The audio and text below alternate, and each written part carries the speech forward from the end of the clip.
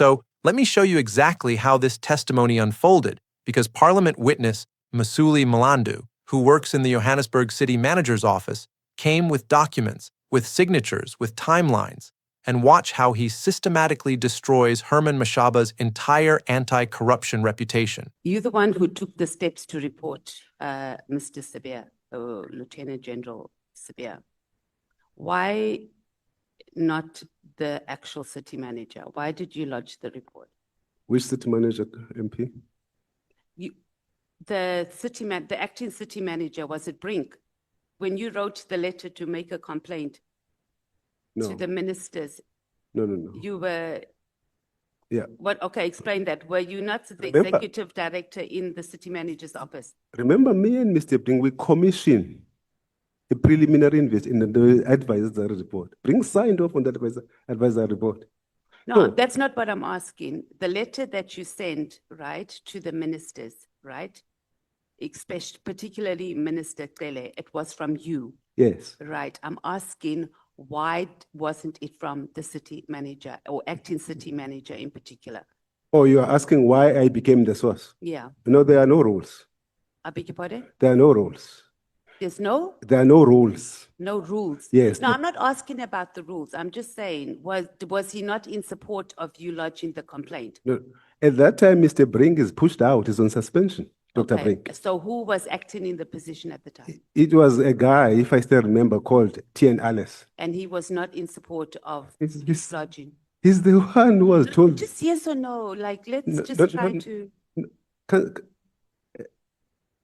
You are asking me about T.N. Alice, and I'm saying to you that it is the same guy who was told not to oppose Sibiya in court. Okay. So he was asking him to go and report Sibiya. He didn't support it. That's all you have to say. No, he was under clear political instructions by improper lads, period. Okay, and I need us to have a nice engagement, because I don't want you to be on the defensive. I'm asking... No, I'm not on the defensive. No. Think about what's happening here, because the MP is trying to understand why this witness Mlandu had to personally write to ministers to report corruption instead of going through the proper chain of command. And Mlandu's answer is devastating. He says the acting city manager, T.N. Alice, was told not to oppose Sibiya in court, which means political instructions were coming from somewhere to protect this corrupt general. And when Mlandu tried to blow the whistle on fraud, the people who were supposed to support him were actively blocking him because they were under political pressure. And this sets up the entire pattern of what's about to come, where politicians at the highest level were protecting a fraudulently appointed official. Now watch what happens when the MP starts digging into the actual appointment of General Sibiya. And this is where it gets explosive, because Mlandu is about to reveal that Sibiya failed a competency test but somehow still got the job. The appointment letter also says that it was subject to him obtaining top secret security clearance. Did he get it while he was in the appointment? We only saw a copy. He was supposed to have gotten it in 2016, 2017. We only saw a copy when we asked for it in 2022. And it had which date on it? Is it part of your bundle? I didn't see. No, it's not part of my bundle. It was only, in actual fact, it was dated 2022. So he only got it somewhere March, April 2022. So he served almost 5 years. Was it 5? He served. So General Sibiya was appointed to head the city's forensic investigation unit, a position that required top secret security clearance. And he served 5 years without ever having that clearance. And when they finally asked to see it in 2022, the document was dated 2022, meaning he got it after they started questioning him, which proves he was operating illegally for 5 years, in a position that deals with sensitive intelligence and investigations. And the question nobody's asking is, who allowed him to work for 5 years without the most basic requirement for his job? And the answer is about to come. Now let me show you the most devastating section of this entire testimony, because Mlandu is about to explain exactly how Sibiya went from being appointed as a junior unit head to mysteriously becoming the head of an entire department, and watch how he implicates Herman Mashaba directly. Earlier you said that you've submitted your complaints to the MEC and you've submitted to the, if I remember well, Speaker, Speaker, and to Shamila the, Batoyi, and to, you've spoken about who? Shamila Batoyi and Fani Masemola. Yes, and the, in fact, I'm not sure where I said in the office, the former NPA, NTPP, am I right? Yes, so I shared the same statement that you have here. I've provided it to them because I consider that the evidence is complete for action to be taken. Now, you didn't get help. Well, Honorable Scoson, I will say because it was end of November, then there was December month. Maybe the help is coming in January, because normally December and January is a flat month in government. So I want to give them a benefit of a doubt. So, in your testimony, you said that General Sibiya was appointed before. In fact, he was appointed. Let me put it like that. You said that with what you presented to us here, the position which he ended up being, it didn't exist before. Am I right? Yes, there was he was recruited for a unit head under a JIRAS department. Whilst the recruitment process was ongoing, then they restructured JIRAS to form a new department called JFIS. Yes. So by the time the recruitment process is concluded, then there's a new department where he should be wrong. But he's still going to go in as a unit head because the head of that department will be on a 5-year fixed-term contract. And Sibiya was appointed permanently as a unit head. Now, that position was not advertised. No. What happens is that in the report of January 2017, suddenly Sibiya is signing using a bogus title of a commission. So he's calling himself calling himself the head of this department. Before he was appointed into that position. That's how he becomes. He declares himself one. I mean, that's crazy. You declare yourself something and then you become.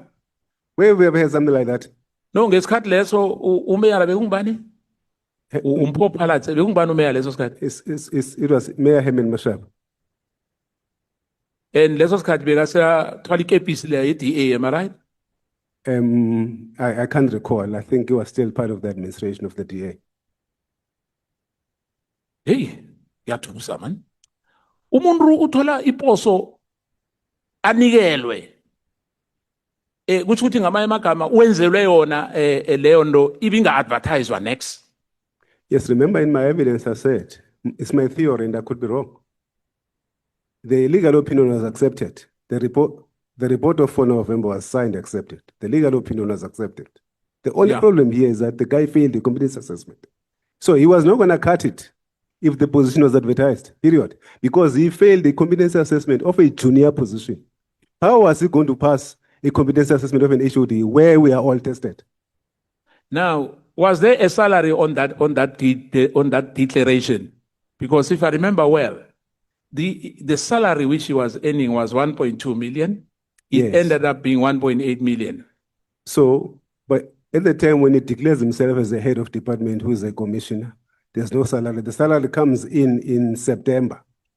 Once the job description was graded and it was found to be a job description of a head of department at 1.8 million, then it was implemented retrospectively for General Sibiya. So this is a fellow that comes in and 1.2 million, declares himself as a head of department, sits, signs a job description of a head of department, it goes and graded, then it gets the salary. And it gets retrospectively 1st of July 2017. Hold on, because this is absolutely insane. Let me break down what Mlandu just exposed here. Sibiya was recruited for a junior unit head position while he was going through the recruitment process. The city restructured and created a new department called Group Forensic Investigation Services, and the plan was that the head of that new department would be on a 5-year fixed-term contract and would be advertised separately. But Sibiya, who was only supposed to be a unit head under that department, suddenly, in January 2017, starts signing documents, calling himself the commissioner and head of department using a bogus title that he gave himself before anyone appointed him to that position. But wait, because it gets even worse when the MP directly asks Mlandu about the fraud, and watch how Mlandu doesn't hesitate to name Herman Mashaba as a co-perpetrator. Now, in your view, Herman Mashaba and the executives who signed here committed fraud. Am I right? If I'm going to declare you something that you are not, I know you are a unit head. I know I'm told there's a legal opinion that says I can't make you a group head, but I am prepared to allow you to sign a report together with us, pretending to be a group head of a commissioner. Now, you can't deny that we are all of us co-perpetrating fraud and corruption. So, in other words, you are encouraging us to open a case against Herman Mashaba as well for fraud, like we did with General Sibiya. No, the evidence is encouraging you. All I'm doing here is to place before you records with signatures of people, and I'm telling you what those records are saying. And what is nice about it, Honorable Skosan, these records were placed in the public domain by General Sibiya himself when he went to the High Court. They are there. So all I'm doing is that I'm a compass. You know, a compass on a ship. I'm just pointing to a direction. What you do about that is up to this committee, Honorable Chairperson, and its members. Ngiyakuthokoza ukuthi, you know, mhlambe ke kwenza abantu ababhalako, because, you know, we were told many times, sitshelwe kaningi ukuthi then former mayor was at Johannesburg, was against corruption. But what you submitted to us here is contrary to all these allegations of praising Herman Mashaba as the corruption buster. Uthi kade silelwa mala la. Uthi kade sitshelwa amanga, amanye amagama ke isiZulu.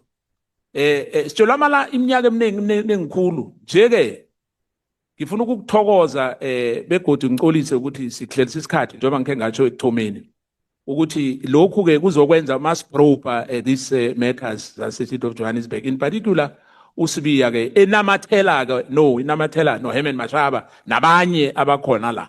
Mara njengathi ke la sizokuzama ukuthi njengoba sikhe senza naphambilini i-DA sayenza i-DA sekubonakele ukuthi awa i-corruption into yabo ngiyakuthokoza no Herman Mashaba bebakhamba bonke amanye amagama ngithi man sithokoza kakhulu ukuthi. Did you hear that? Because the MP just asked Mlandu directly, are you saying Herman Mashaba was involved in irregular processes? And Mlandu's response is careful. He says, I'm placing records before you with signatures, and I'm telling you what those records indicate. And those records show that Mashaba signed documents allowing Sibiya to occupy a position when legally he couldn't be appointed to that role, which means everyone who signed those documents may have participated in irregular processes. Now let me show you one more significant exchange, because the MP wants to understand exactly how much money was involved and watch Mlandu explain the financial irregularities. So Mlandu and his team received a legal advisory report from TZ attorneys that recommended Sibiya should be suspended immediately and independently investigated for operating without proper security clearance for 5 years. But instead of implementing that recommendation, the officials commissioned not one but 2 additional law firms, Weber Wenzel and Moody and Robinson, to provide alternative legal opinions that questioned the first legal advice. And then Sibiya himself pursued legal action to challenge the investigation process. And Mlandu asks a direct question, what was the concern? And the implication is that a comprehensive investigation might reveal the irregular processes that officials, including Herman Mashaba, may have facilitated, and they allocated public funds to multiple legal opinions regarding this official instead of implementing the suspension recommended by initial legal advice. So let me summarize what we just watched, because Whistleblower Mesuli Mlandu came to Parliament and presented detailed testimony regarding Herman Mashaba's oversight during his tenure. First, he showed that General Shadrack Sibiya was appointed to a junior position, but did not pass the competency assessment. Then Sibiya assumed the title of head of department, using an informal designation before formal appointment to that position. Then, Herman Mashaba and his executive signed documents allowing Sibiya to function as head of department, even though legal opinions indicated he couldn't be formally appointed to that role. Then, Sibiya worked for 5 years without the required top-secret security clearance. Then he retrospectively increased his own salary from 1.2 million to 1.8 million rands. Then, when whistleblowers raised concerns, the city commissioned multiple law firms to review the matter instead of implementing immediate suspension. And the MP directly asked Mlandu, "Are you saying Mashaba was involved in irregular processes?" And Mlandu said, "I'm placing records with signatures before you, and those records indicate participation in financial irregularities valued at 3.5 million rands." And the same general who Mashaba allegedly assisted is now South Africa's suspended deputy police commissioner, facing multiple allegations. And if you think Herman Mashaba needs to address these questions and explain why he signed documents that facilitated questionable financial processes involving millions from Johannesburg, taxpayers, hit that like button and subscribe, because we're covering all officials, regardless of their party affiliation, and this is part of ongoing accountability efforts regarding these matters.